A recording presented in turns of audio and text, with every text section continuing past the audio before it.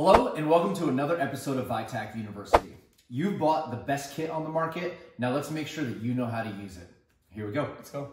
Hey guys, today we're going to talk about the BleedStop Bandage. This is a large bandage. It only comes in our advanced home kit, but it's a huge bandage. Again, that's one of the primary causes of death in the home is uncontrolled bleeding. So if you got something that's really bad, a really bad bleed, you're going to want to probably use some other agent as well. But this is your next best option because it's so absorbent, it creates pressure. So you're going to want to open it up, and then you're going to want to keep your hands off of the primary contact surface for the wound.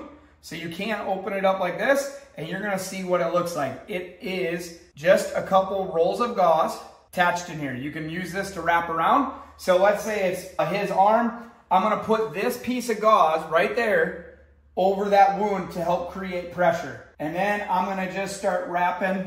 It doesn't have to look super pretty, but once you get that first pressure, now you wanna cinch up around here so that way it's a well-dressed wound. You don't get any dirt and other materials into that wound. Just keep it so that way it's nice and good. And then you can just keep rolling it over. If you wanna get a little bit more specific, you can add a twist right on top of that wound to help make it a little tighter to add some pressure. So that way, and if I ask Lindsay, he could probably feel that little bit of difference there. Yeah, for sure. So you can just do that, just a little bit of twists, and then finish it up, make it look nice, and then you can use a piece of tape, or what I'm gonna do is I'm just gonna tuck the tail in up here by Lindsay's arm. That way you got good coverage, keeps the material out, and we added a little bit more pressure here. If you notice that the bleeding is still continuing for a while, you're gonna wanna just hold pressure a little bit longer on here. You still can add manual pressure, but this is good and absorbent. It'll protect your rugs from your kids bleeding.